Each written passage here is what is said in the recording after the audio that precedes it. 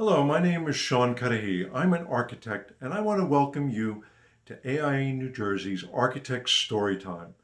Today we're going to read The Three Little Pigs, an architectural tale as retold and illustrated by Stephen Guarnaccia and published by Abrams Books for Young Readers.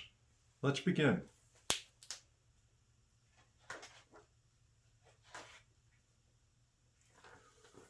Once upon a time, there were three little pigs who lived in a big house in the forest.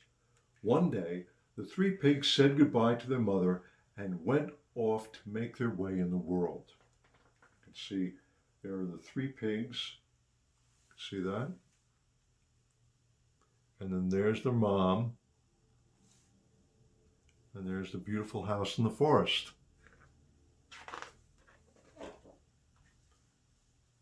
The first little pig decided to build his house of scraps.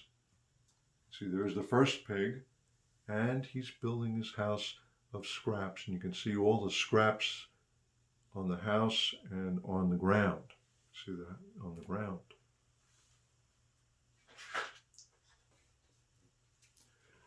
The second little pig decided to build his house of glass. There's the second little pig, and he's looking at a drawing that he made of his house of glass.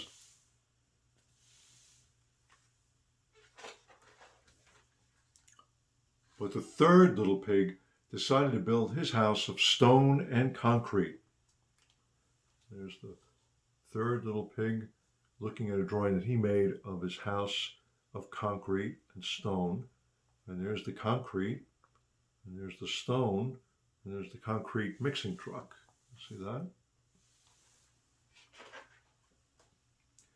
Now, there was an evil wolf who lived in the woods nearby. One day he came to the house of the first little pig and said, little pig, let me come in." But the pig answered, "Not by the hair of my chinny chin chin." You can see there's the wolf looking in the window, and then look at how scared that pig looks.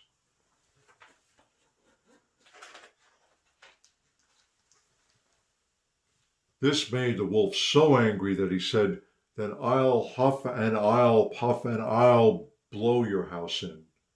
The wolf huffed and he puffed and he blew the house of scraps away. See, there's the poor pig, and he's trying to hold on to that door. So the wolf is blowing, and you can see the house all breaking up into pieces. The first little pig ran as fast as he could to the house of his brother. And you can see on the bottom here, there's the pig running to his brother's glass house.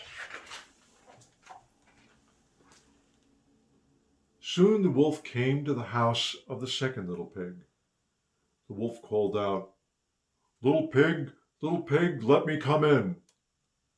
The second pig answered, "Not by the hair of my chinny chin chin." The wolf gnashed his teeth and said, "Then I'll huff and I'll puff and I'll blow your house in."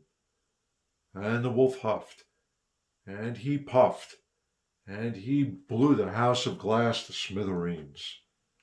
See, there's the wolf blowing, and then there's all the pieces of glass from the house as it's getting blown to pieces. And then in the bottom here, you can see the two pigs running. So the two little pigs ran as fast as their legs would take them to the house of their brother.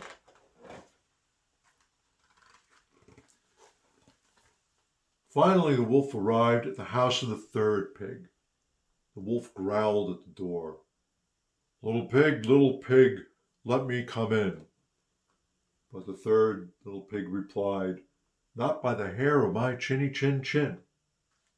There's the wolf on the motorcycle coming up to the house. And then there's the third little pig's house. And look at how strong that house looks. All the concrete and all the stone and all of the rocks that the house is built on top of. Can you see that?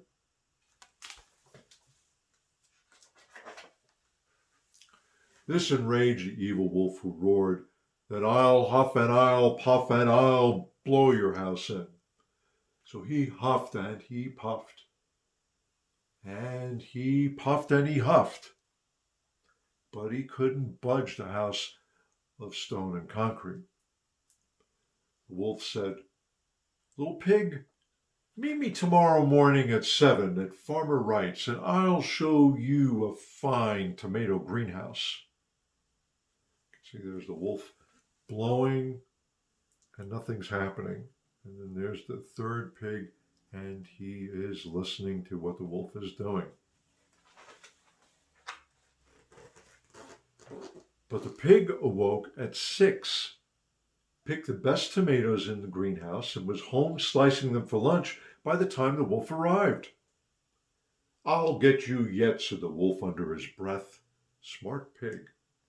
See, there's the tomato greenhouse, which is shaped like a pyramid. You can see the triangles, and then this is the path, and there's the pig, and see all the tomatoes that he got?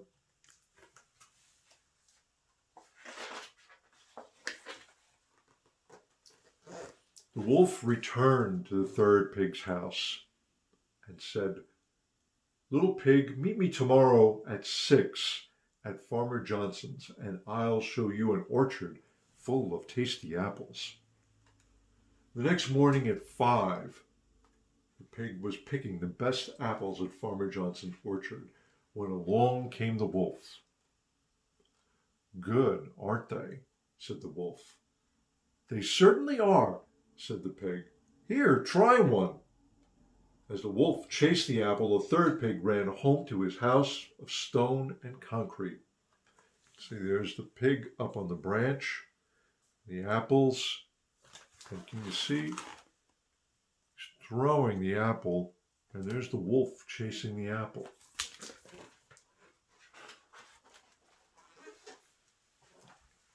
That evening, the wolf went back to the third little pig's house and said, "I'll meet you at Frank's flea market tomorrow morning at 5. So the pig arrived at 4. He was admiring a fine rug when he saw the wolf approaching. Let's see that. There's the pig, and can you see that beautiful rug that he's admiring? He hid himself in the rug and rolled down the hill toward the wolf. The wolf sped away with the rug following after him. The third pig returned home, where he and his brothers prepared a roaring fire in the fireplace and settled in for the evening.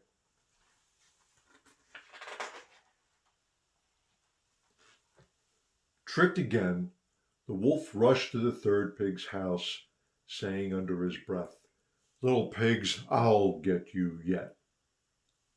The wolf climbed onto the roof and shouted down the chimney, "I'm coming in to get you." But the wolf tumbled into the roaring fire, scorching his tail.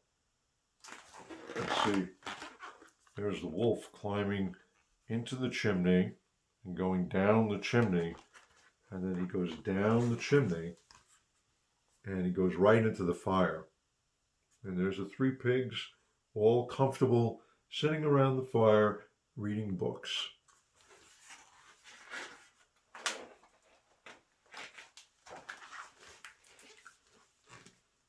The wolf ran from the house, smoke streaming after him, and was never seen in the forest again. See, there's the wolf running. You can see his scorched tail and all the smoke. The 3 little pigs ate a supper of tomato soup and apple pie, and they lived happily ever after. The end.